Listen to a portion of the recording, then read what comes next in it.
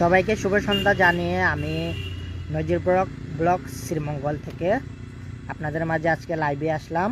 সবাই কেমন আছেন? তো এখন আমরা যে জায়গাতে আছি সেটা হচ্ছে গিয়ে রাবার বাগান। শ্রীমঙ্গলের খুবই সুন্দরতম একটি স্থান রাবার বাগান। আর যেহেতু এখন শীত মৌসুম, আর শীত মৌসুম মানেই তো গাছের পাতা থাকে না, তাই আপনাদেরকে একটু দেখাবো। এই যে দেখেন, এখানে কিন্তু যাই আছে সব কিছু শুকনো পাতা। আর আরেকটা কথা বলবো যে আমার সাথে আমার ফ্রেন্ডস এবং আমার বিয়াই এসেছে। এখন আমরা জানতে চাইবো কেমন লাগলো আসলে এখানে আসার পর। বিয়াই, কেমন লাগতেছে এখানে আসার পর?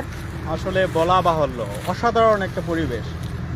আমরা যারা শ্রীমঙ্গলে আসি তারা তো আসলে পরিবেশ আমাদের পাশে আছে, আমরা এমনিতেই দেখি।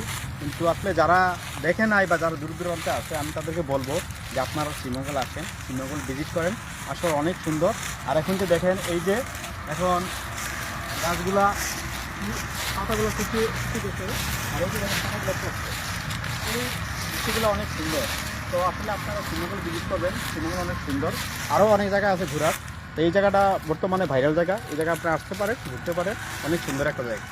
এই জন্য আমরা আসছি, আমার বন্ধু আর আমি আসছি আজকে বিকালবেলা, এই জন্য এখানে ঘুরতে আসছি। আপনারা সবাই আসবেন, আপনারা আসার জন্য সবাই আমরা আমন্ত্রণ জানাবো।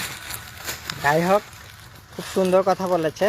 তো আমি চাইবো আপনারাও সবাই চলে আসবেন। এই এত সুন্দর একটি স্থান, যেহেতু আর বেশি দিন থাকবে না এরকম, আর অল্প কিছুদিন পরে যখন বৃষ্টি হয়ে যাবে এরকম এই সৌন্দর্যটা আর পাওয়া যাবে না। তো সামনের শীত পর্যন্ত অপেক্ষা করা লাগবে আর কি।